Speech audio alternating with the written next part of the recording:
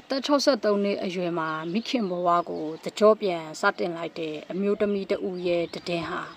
အခုဆိုရင်တရုတ်လူမှုကွန်ရက်မှာဟိုလီတကြောဖြစ်နေပါတယ်။တဦးဒီတော့တားလေးကိုစုံချုံလိုက်ရပြီးအသက်အန္တရာယ်ကြားကနေဒီကလေးလေးကိုဘာကြောင့်မွေးဖွားဖို့ဆုံးဖြတ်ခဲ့တာလဲ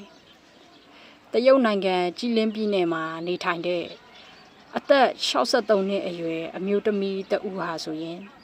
သူမရဲ့အသက်35နှစ်အရွယ်ရှိတဲ့သူ့ရဲ့တဦးဒီတော့တားလေးကိုကင်ဆာရောဂါနဲ့ဆုံးချုံလိုက်ရပါတယ်။တားဖြစ်သူကွယ်လွန်သွားပြီးနောက်ပိုင်းဇနီးမောင်နှံနှစ်ဦးဟာအကြီးအကျယ်စိတ်သက်ကြခဲ့ရတယ်လို့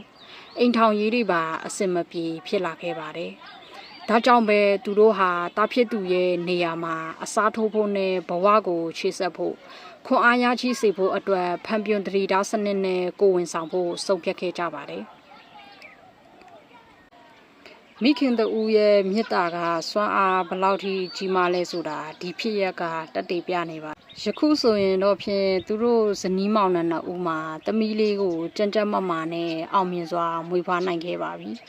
မိခင်ဖြစ်သူကဒီကလေးလေးတာမရှိရင်သူတို့ရဲ့ဘဝကိုရှေ့ဆက်ဖို့ခွန်အားရှိမှမဟုတ်တော့ဘူးလို့ဝမ်းနဲ့ဝမ်းတာပြောကြားလာခဲ့ပါတယ်ဒါပေမဲ့လူမှုကွန်ရက်မှာတော့အငင်းပွားကြလေးတွေရှိနေပြီးတချို့ကမိခင်ရဲ့တက်တီကိုရှိတူးကြပေမဲ့တချို့ကတော့အသက်အရွယ်ကြီးရင်မှကလေးယူတာဟာ